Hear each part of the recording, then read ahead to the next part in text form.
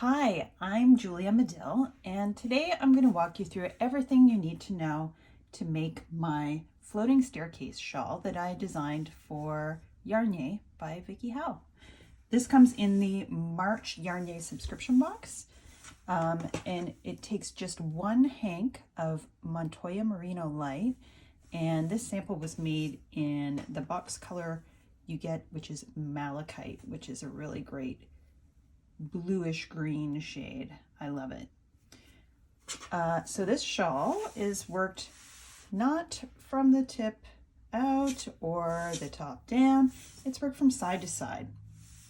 So that's definitely worth noting before you dive in, because you might be expecting the shawl to grow evenly on both sides, but you're really just increasing along one side and one side stays straight. So if the right side is facing you, if the right side of the work is facing you, then your left-hand side is straight and you're increasing only on the right-hand side. And this straight side actually becomes the top of the shawl when you're complete. So let me show you how to work this stitch. It's really quite easy. All you need to know are how to work chains, how to work a treble crochet stitch. Single crochet is worked for the border. There's a single crochet border all the way around. And you need to know how to slip stitch. So it's quite beginner friendly and really easy to memorize. It's a 4-row repeat once you get established. So to begin, we'll do a slip stitch, as pretty much all crochet projects start with a slip stitch on the hook. And let me get my, oh, I had the tail. Let me get the right yarn here. And we're going to chain 7 to begin. 1, 2, 3, 4, 5, 6, 7. Now, because we're working big, tall treble crochet or triple crochet stitches, I'm going to skip 1, 2, 3, 4 chains and work into the 5th chain from the hook, because those skipped 4 stitches, or skipped 4 chains rather, are going to count as my first treble crochet stitch. So to treble crochet, as a reminder, you yarn over twice before inserting into the chain. Put your hook in the chain, draw up a loop, and then you yarn over your hook, draw through 2 loops, yarn over, draw through 2, yarn over, draw through 2. So I've drawn through 2 stitches or 2 loops 3 times. That makes my triple or treble crochet. And you're going to do that 2 more times for the remaining 2 chains in the foundation chain. So yarn over twice, go into my chain, yarn over, pull through 2, yarn over, pull through 2, yarn over, pull through 2. There's my second treble crochet stitch, and here's my 3rd. So I'm working into just one side of the foundation chain. You can work into whatever is comfortable, the back bump, whatever is easiest for you, and you don't really need to be too concerned about how neat that looks, because it's going to be covered up by the border at the end. So really don't sweat the edges. They're going to be covered by a nice round of SC at the end to neaten everything up. Okay, that's the entire first row. Not much to look at yet, but let's keep going. Turn your work and chain 4. 1, 2, 3, 4. Again, that 4, chain 4, counts as a stitch. It counts as a treble crochet. So don't work into your first stitch on the next row, because there's my stitch right there, my turning chain. I'm going to work into the 2nd stitch. I'm going to work a treble. So I'm working trebles into trebles. Triples into triples, whatever you'd like to call it. Triple, treble, whatever you call it, it's the same stitch. Okay, and then don't forget my turning chain or my skipped chains from the previous row count as a stitch, so I have to work into the top of that chain. So now I've got 4 trebles stacked on top of 4 trebles. And now here comes my first stair step, my first increase. So I'm going to increase here, my first step. And this happens every second row.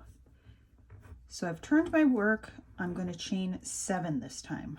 1, 2, 3, 4, 5, 6, 7. And just like on the foundation chain on the first row, I'm going to skip 1, 2, 3, 4 and start working into the 5th chain from the hook. And I'm going to work a treble in there.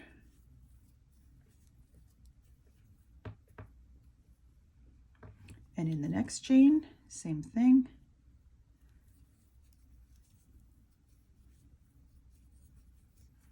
And in the next chain, this one can be a little tricky to get into as it's close to your other stitches.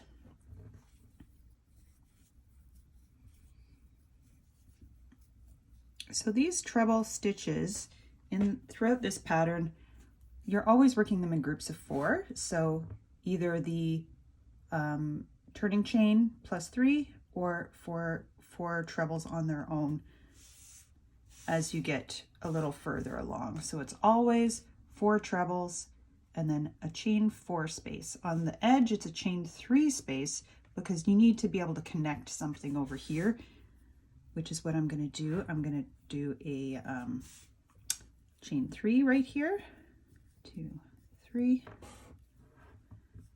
And then to make my straight edge, I need to have something there. I need my stitch. I'm going to work a treble into the last stitch. So I've chained 3, skipped 3, and worked a treble into the last treble. There's row 3. And now every second row, you're just mimicking what you did the previous row. You're stacking the same type of stitch on top of what you did before. So for my 4th row, I'm going to chain 4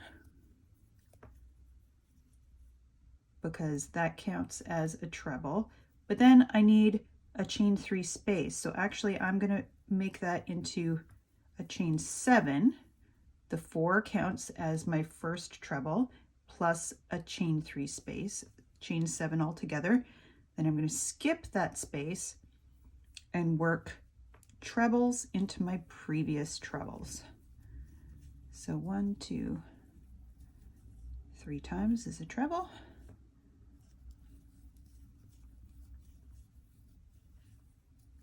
Treble into treble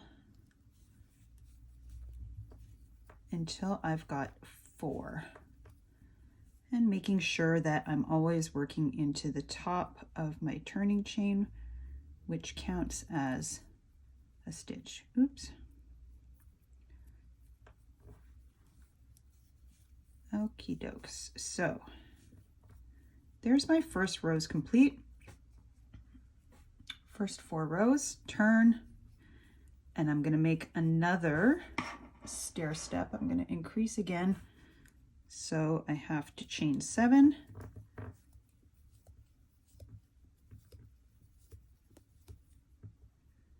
Skip the first 4, 1, 2, 3, 4, treble in the 5th chain from hook.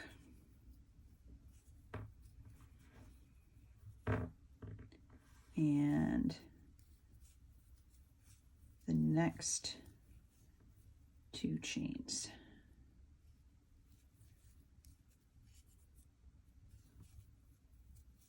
For a total of 4 treble. And take your time to make sure, things can twist around when you're working these chains and making this little extension. Just take your time and make sure you've got things oriented correctly before working your stitches. So I've made my next stair step, and now the pattern's changing so that I've got like a window. I've got a chain space over my trebles. So I'm going to chain 4, skip all of these trebles, and then I'm actually working into the chain itself, not the chain space. If we worked just into the chain space, the stitches would be able to slide around, and we don't want that. We want them to be anchored. So I'm going to treble right into that chain. I'm going to work 1, a little tangled here,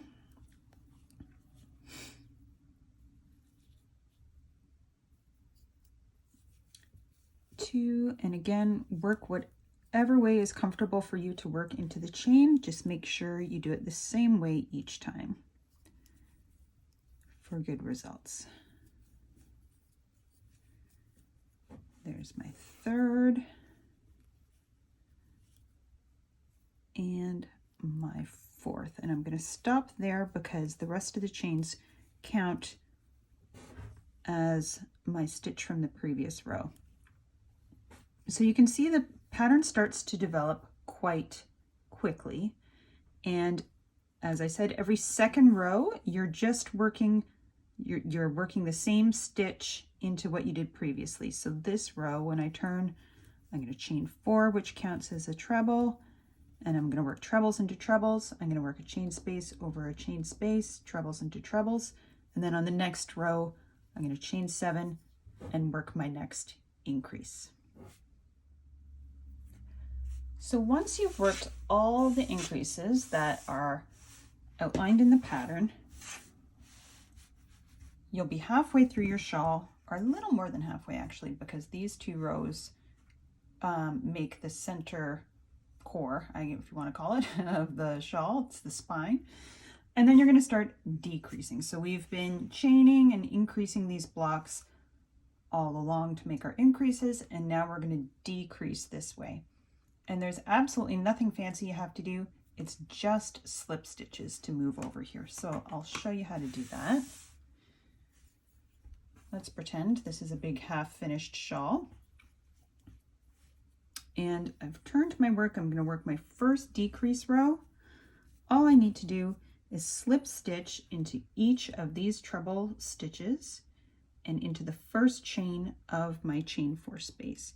So this is how we do it. We just insert the hook, drop a loop, and pull it through the space and the loop on the hook. And that's a slip stitch, which is virtually undetectable.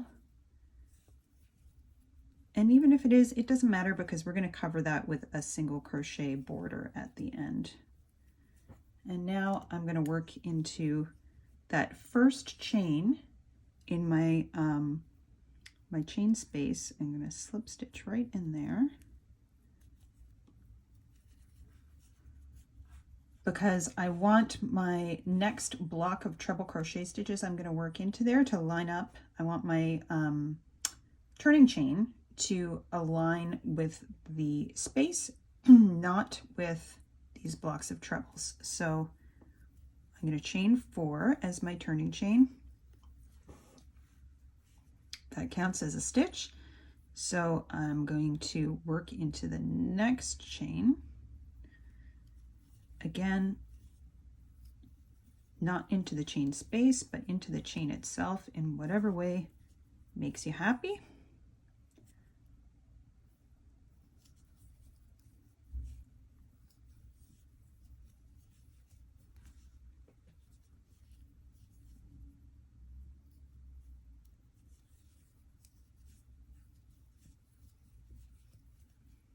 And then I'm going to chain 4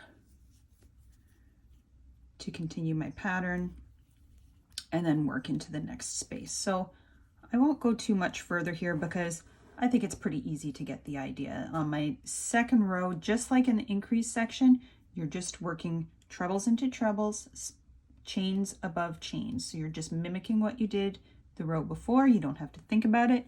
And you're only working your decrease on this edge. And so you're going to work every second row, every right side row, you're going to slip stitch over, just scooch over to that window, and then you're going to continue the pattern.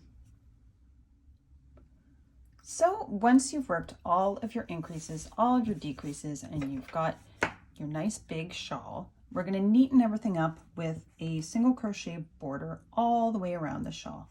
So when you finish, you're going to end over on this corner, and you're not going to cut your yarn when you're finished. You're just going to turn your work. The right side will be facing, and you're going to start working single crochet stitches along here. So you would chain one, work into these stitches, work a corner, which I'll talk about in a minute, and then you're working all the way across here evenly. But the part that gets a little fancier is when we get all the way around and we start working along these stair steps. So I'll show you that in detail. Now the pattern has very specific instructions on how many stitches to work across when you're working across the side edges. You don't need to work exactly the same number that's outlined in the pattern. This is what worked for me with my height of stitches. If your treble crochet stitches are a little taller, you might need to add an extra single crochet here. Or if they're a little shorter, you might need to work one less. So after you've worked the border across a few inches, as is dictated in the pattern, you might want to adjust a little bit. If you're finding things are sort of ruffling or pulling, you want it to be nice and flat, so adjust as necessary and just make sure you're working a consistent number across. So for me, working across these 2 rows, I'm working 6 single crochet.